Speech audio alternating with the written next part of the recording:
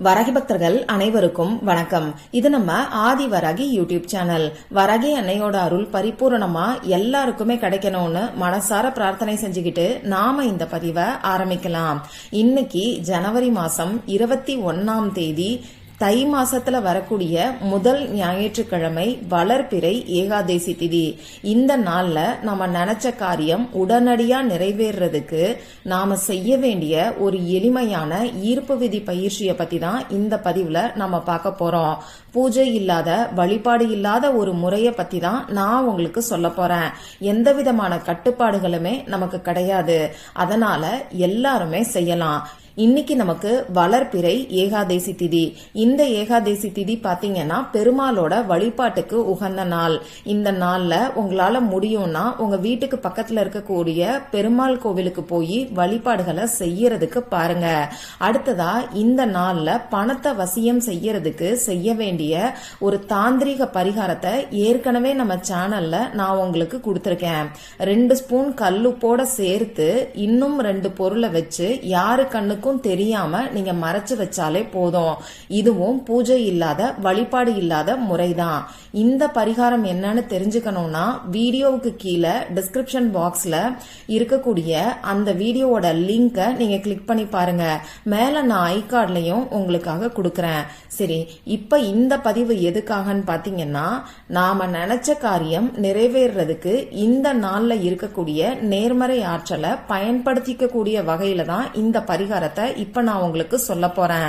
நினைச்ச காரியம்னு சொல்லும் போது உங்களுக்கு இருக்கக்கூடிய நியாயமான ஆசைகளும் கோரிக்கைகளும் நிறைவேறதுக்கு இந்த ஈர்ப்பு விதி பயிற்சியை நீங்க செய்யலாம். ஆனா குறிப்பிட்ட ஒரே ஒரு வேண்டுதலுக்காக மட்டும்தான் இந்த ஈர்ப்பு விதி பயிற்சியை நீங்க செய்யணும். பணம் சம்பந்தப்பட்ட பிரச்சனைகள் இருக்கிறவங்களும் இந்த ஈர்ப்பு விதி பயிற்சியை இன்னைக்கு செய்யலாம்.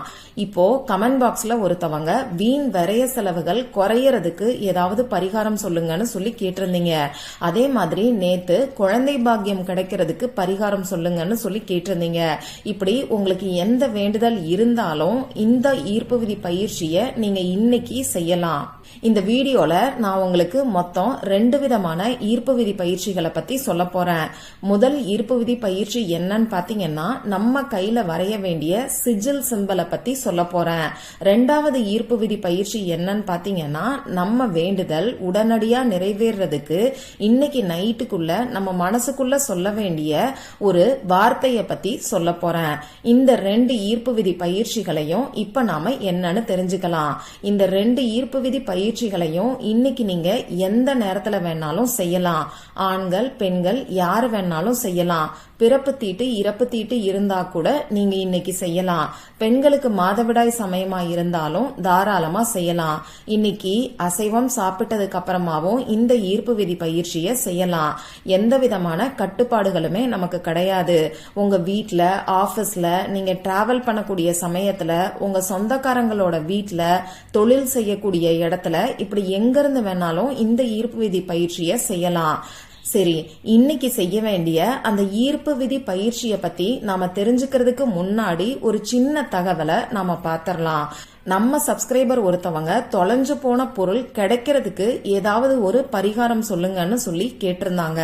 அவங்களுக்கான ஒரு சின்ன பரிகாரத்தை இப்ப நான் உங்களுக்கு சொல்றேன். ஒரு ஸ்விட்ச் வேர்டை பத்தி தான் சொல்ல போறேன். அந்த ஸ்விட்ச் வேர்டு இப்போ உங்களுக்கு ஸ்கிரீன்ல தெரியும். நானும் சொல்லி காமிக்கிறேன். இங்கிலீஷ்லயும் தமிழ்லயும் நான் உங்களுக்கு அதை எழுதி கொடுத்திருக்கேன். Divine reach, divine reach, divine reach. இந்த ஸ்விட்ச் வேர்டை எப்படி பயன்படுத்தணும்னு பாத்தீங்கன்னா, எந்த பொருள் தொலைஞ்சு போயிருக்கோ அதை உங்க மனசுல நினைச்சுக்கிட்டு அந்த பொருள் உங்களுக்கு திரும்ப கிடைச்சிட்டதா உங்க மனசுக்குள்ள நீங்க நினைச்சுக்கிட்டு இந்த ஸ்விட்ச் வேர்டை 28 டைம்ஸ் 28 முறை சொல்லுங்க. இந்த மாதிரி 3 நாட்களுக்கு மட்டும் நீங்க சொன்னாலே போதும். நிச்சயமா தொலைஞ்சு போன பொருள் 3 நாட்களுக்குள்ளேயே உங்களுக்கு கிடைக்கும். ட்ரை பண்ணி பார்த்துட்டு மறக்காம எனக்கு ரிசல்ட்டை ஷேர் பண்ணுங்க. சரி, இப்ப நாம இன்னைக்கு செய்ய வேண்டிய ஈர்ப்பு விதி பயிற்சியை பத்தி பார்க்கலாம். இப்ப முதல்ல நான் உங்களுக்கு நம்ம கையில வரைய வேண்டிய ஒரு சிஜில் சிம்பலை பத்தி சொல்றேன். நம்ம சேனல்ல நிறைய சிஜில் சிம்பலை பத்தி நான் உங்களுக்கு சொல்லியிருக்கேன். இந்த சிஜில் சிம்பல் பாத்தீங்கன்னா நம்மளுடைய வலது பக்க மூலையில ரெஜிஸ்டர் ஆகும்.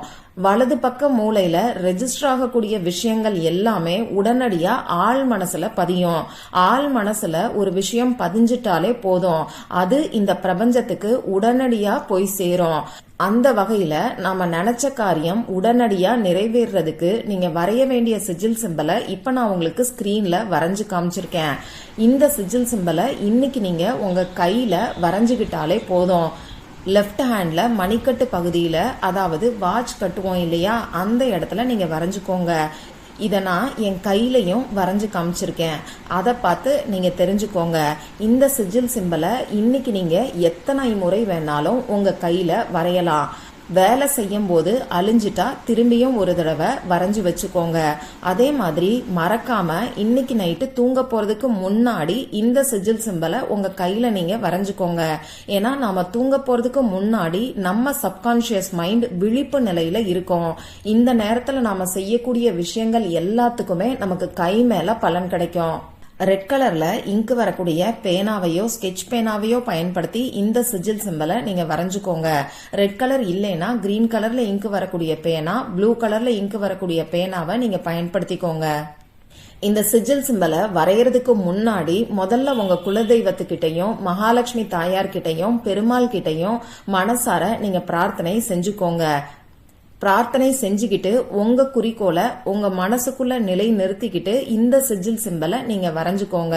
அதாவது உங்க வேண்டுதல் நிறைவேறிட்ட மாதிரி நீங்க நினைச்சுக்கிட்டு சந்தோஷமா இந்த சிஜில் சிம்பலை உங்க கையில வரைஞ்சுக்கோங்க. இதுக்கு நமக்கு 1 நிமிஷம் தான் ஆகும். ஆனா இன்னைக்கு இந்த சிஜில் சிம்பலை முழு நம்பிக்கையோட உங்க கையில நீங்க வரைஞ்சுக்கிட்டீங்கன்னா நிச்சயமா உங்க வேண்டுதல் கூடிய சீக்கிரத்திலேயே நிறைவேறும். சரி, அடுத்ததா 2வது ஈர்ப்பு விதி பயிற்சியை பத்தி இப்ப நான் உங்களுக்கு சொல்றேன். முதல் ஈர்ப்பு விதி பயிற்சியை செய்யறவங்களும் இந்த 2வது ஈர்ப்பு விதி பயிற்சியை கூட சேர்த்து செய்யலாம். இதுல எந்த ஒரு தவறுமே கிடையாது.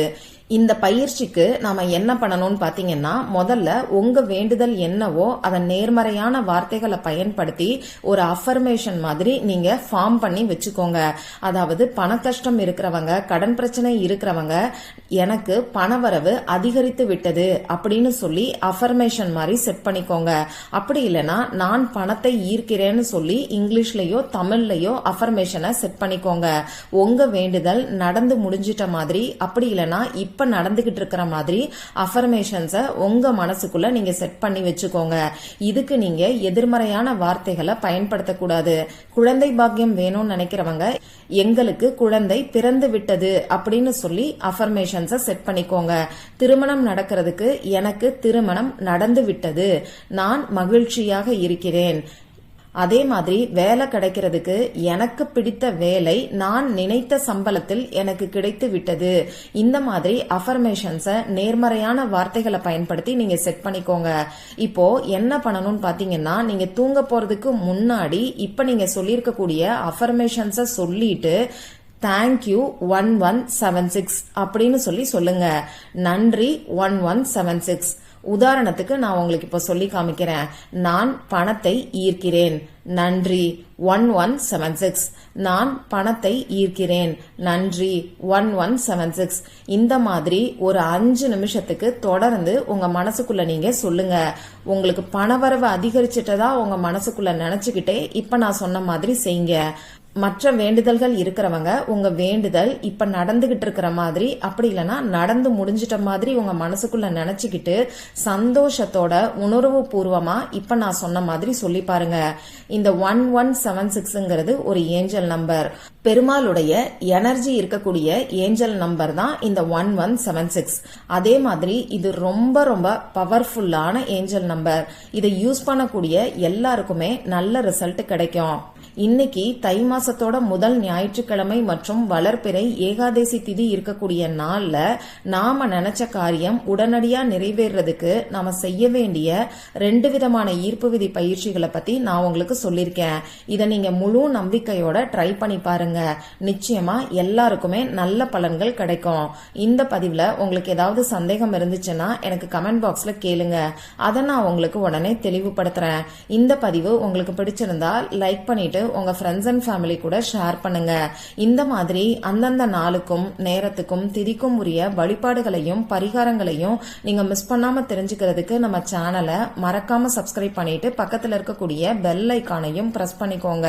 மற்றும் ஒரு பயனுள்ள பதிவுல நாம சந்திக்கலாம். நன்றி.